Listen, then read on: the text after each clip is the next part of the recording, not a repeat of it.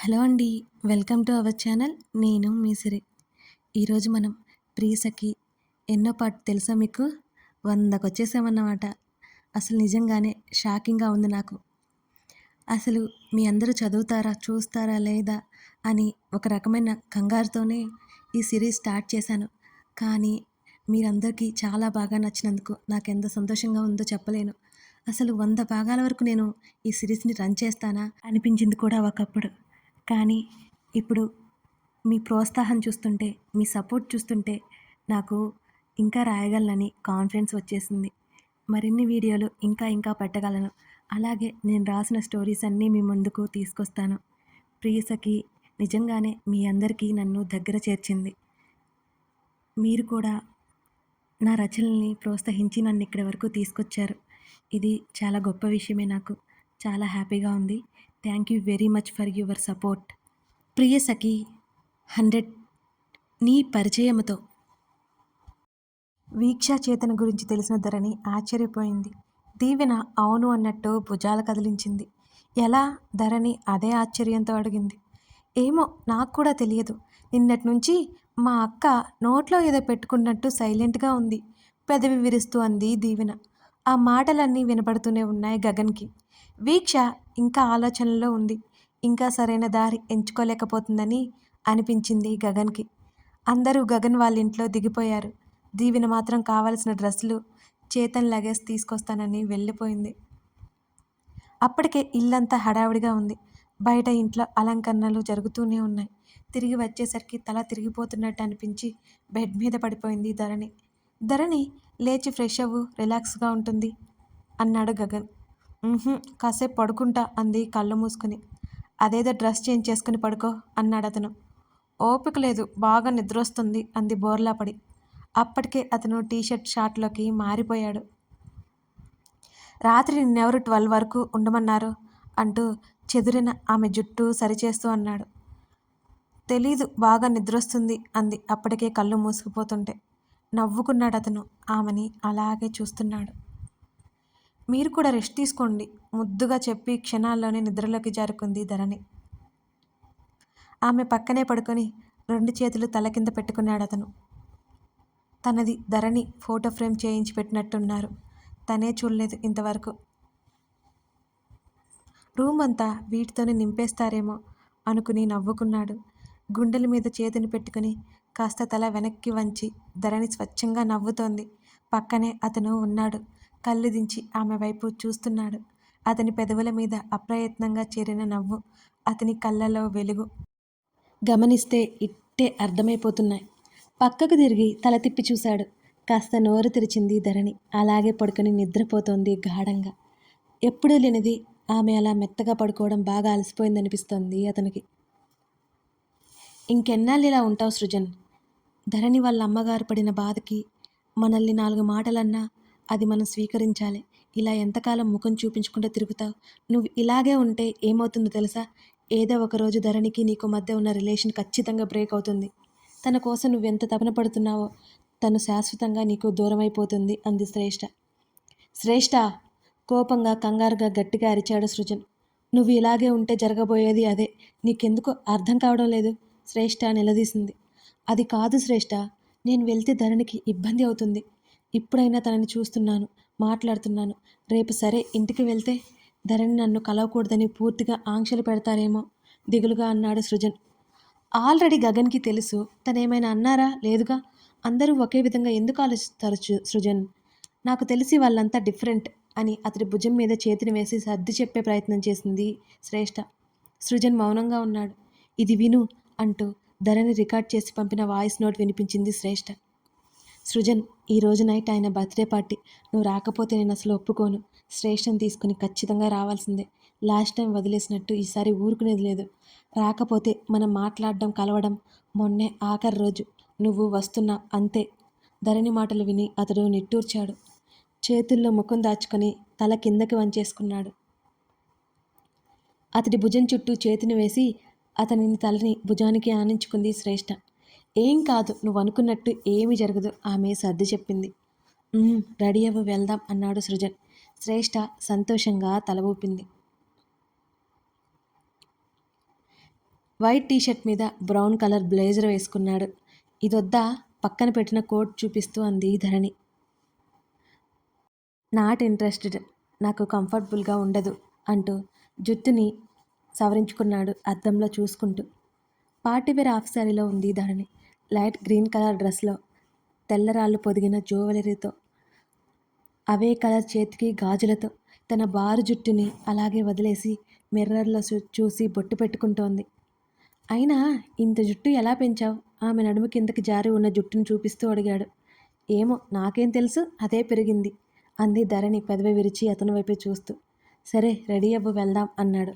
5 నిమిషాలు అన్నట్టు చేతి వేళ్లతో సైగ చేసింది.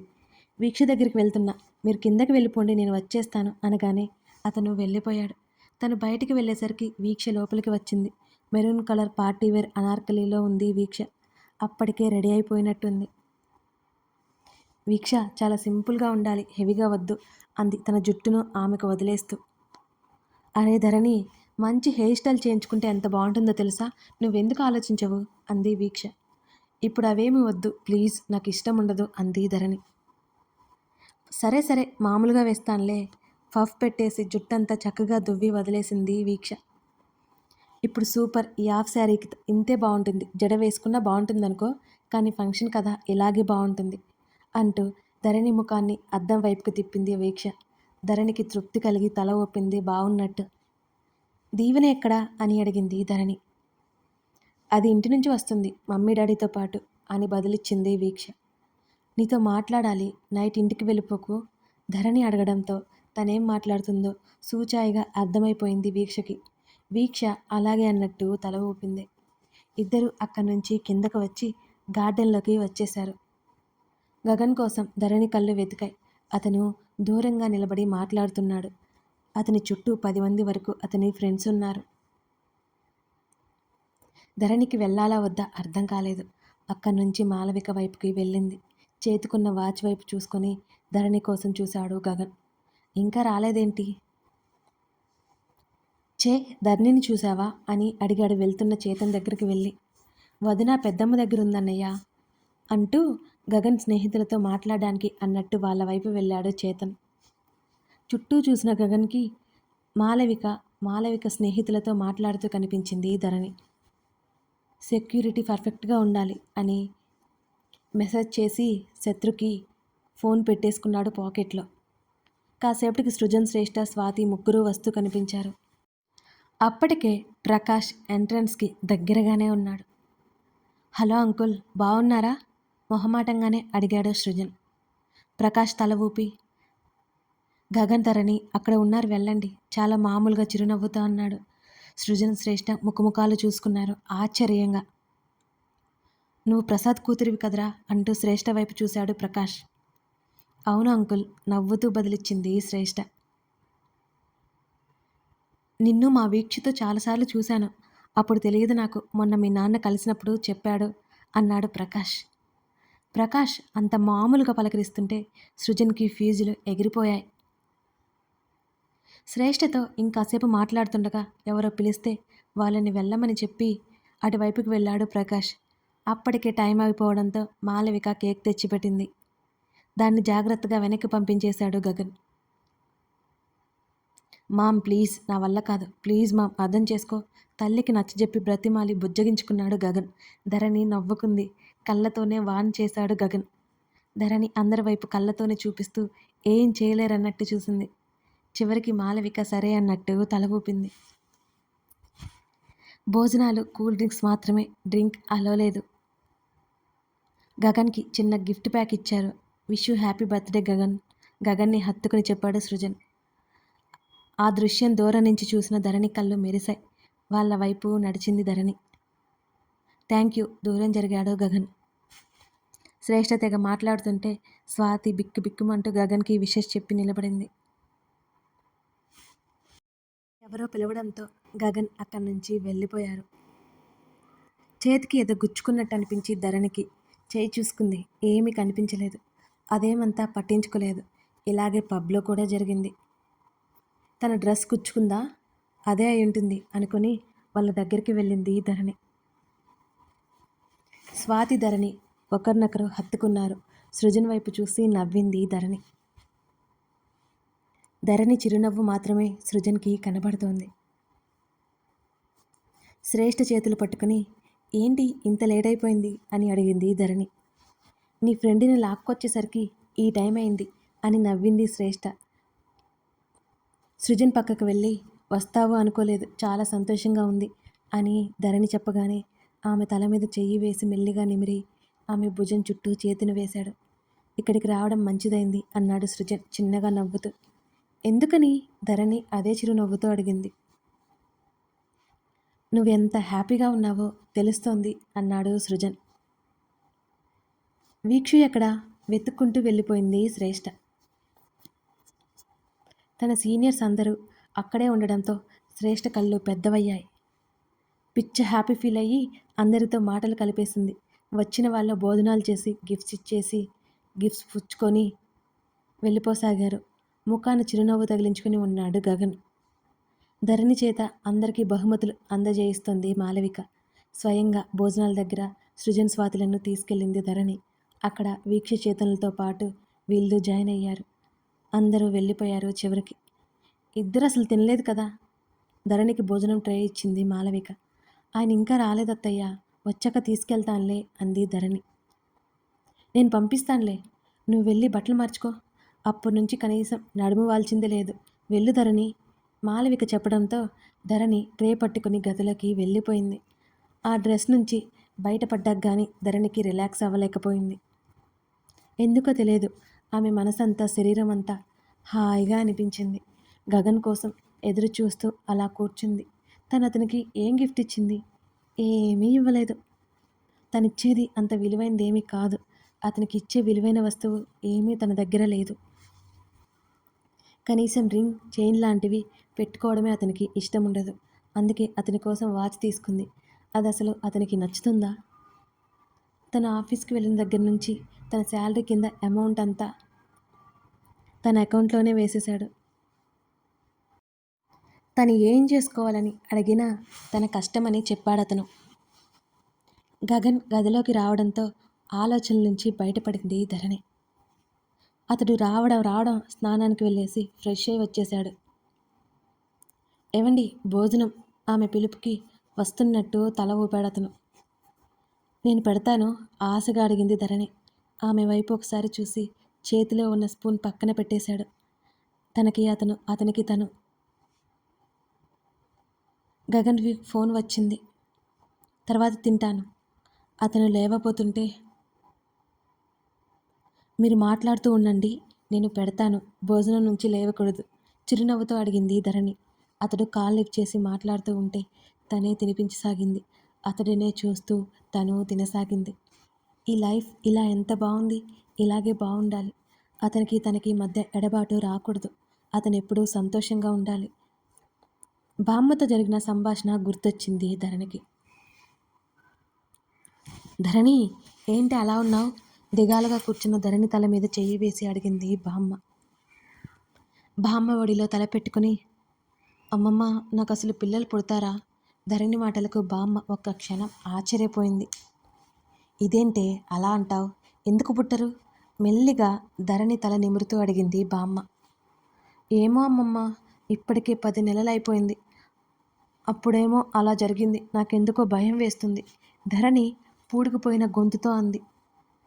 నాతో సరే అన్నావు, మీ ఆయన తనకు కోపడతాడు, నీకంత దిగిలేందుకే, చిన్నదానివి, ఏం కాదమ్మా బామ్మ నచ్చజెప్పింది. ఏమో అమ్మమ్మ, ఈ ఇంటికి కనీసం ఒక బిడ్డను కూడా ఇవ్వలేకపోతున్నాను అంది ధరణి దిగులుగా. ధరణి, మీ ఆయన అన్నట్టు నిజంగా ఈ కాలంలో పుట్టాల్సిన దానివి కాదు నువ్వు. మీ అత్తయ్యకి గగన్ ఎప్పుడు పుట్టారో తెలుసా? పెళ్ళైన 5 సంవత్సరాలకి అనగానే ధరణి కళ్ళు ఎత్తి చూసింది. ఆ తర్వాత ఇక లేరు, ఒక్కడే. ఒక్కొక్కరికి ఒక్క సమస్య ఉంటుంది ధరణి. ఆ దేవుడు మనకిచ్చినంత వరకే ప్రాప్తం. గగన్ ఒక్కడే అని వాళ్ళెప్పుడూ కృంగిపోలేదు. తన కొడుకు ఎవరి చేత ఒక్క మాట పడకూడదని అనుకునేలా పెంచాలి అనుకున్నారు. అలాగే పెంచారు. నీలాగే మీ అత్తయ్య కూడా భయపడింది ధరణి. సంవత్సరం భయపడింది, 2 సంవత్సరాలు భయపడింది. ఆ తర్వాత భయపడలేదు. తన భర్త, తన బిడ్డ, తనే తన భర్తకు బిడ్డ, ఇదే నమ్మింది. నా కొడుకును కూడా చూస్తుంటే నాకు గర్వంగా ఉంటుంది. ఒకరినొకరు చక్కగా అర్థం చేసుకుంటారు అంది బామ్మ. ఇవన్నీ నీ అనుమానాలు మాత్రమే. మీకు చాలా భవిష్యత్తు ఉంది. అప్పుడే కంగారు పడకు. బామ్మ మాటలు తనకి గుర్తొస్తున్నాయి. తను బాధపడుతూ గగన్ని ఇబ్బంది పెట్టడం కరెక్ట్ కాదనిపించింది ధరణికి. తన భర్త తనకు బిడ్డ. తన అత్తయ్య మాటలు గుర్తొస్తున్నాయి. హలో! ధరణి ముఖం ముందు చేతులాడించగానే తేరుకుంది ధరణి. ఏం చేస్తున్నావు? అన్నాడు గగన్. పెడుతున్నాను అంది ధరణి. ప్లేట్ వైపు కళ్ళు తిప్పి చూపించాడు గగన్. ఇంకా భోజనం అలాగే ఉంది. ఏదో ఆలోచిస్తూ అని నసిగి అతనికి తినిపించబోతుంటే, ఆల్రెడీ నా స్టమక్ ఫుల్ అయిపోయింది, నువ్వు తినే అన్నాడు గగన్.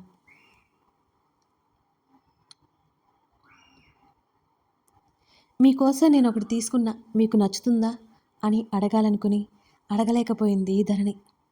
ఏదో తెలియని కంగారు ఉంది ఆమెకి. గగన్ ఛాతీ మీద తల పెట్టుకుంది. ఏమైంది? ఇందాక నుంచి తెగ ఆలోచిస్తున్నావు. ఆమె జుట్టు లోపలికి వేళ్ళు పోనిచ్చి నెమ్మదిగా నిమురుతూ ఉంటే హాయిగా అనిపించింది ఆమెకి. అతడి ఛాతీ మీద 2 చేతులు పెట్టి వాటి మీద గడ్డమానించి అతడి ముఖంలోకి చూసింది. కళ్ళు ఎగరేశాడు గగన్. ఎలా ఉంది మీ బర్త్డే అని అడిగింది ధరణి. రొటీన్. అతని మాటలకి నవ్వుకుంది. అదేంటి అలా అంటారు? ఈరోజు చాలా చాలా జరిగాయి కదా అంది ధరణి. బర్త్డే అయితే ఏంటి, నార్మల్ డే అయితే ఏంటి? ఈరోజు చేయాలనుకున్నవే మామూలుగా కూడా చెయ్యొచ్చు. ఆమె నుదుటి మీద నుంచి చూపుడు వేలితో ఆమె ముక్కు కొన పట్టి లాగి మెల్లిగా ఆమె పెదవుల దగ్గరికి వేళ్ళు చేర్చాడు. అందరూ గిఫ్ట్స్ ఇచ్చారు, నీ గిఫ్ట్ ఎక్కడా అని అడిగాడు ఆమె కింద పెదవిని వేళ్ల మధ్య పెట్టి లాగుతూ. మీకు ఇష్టం లేదన్నారు అంది ధరణి.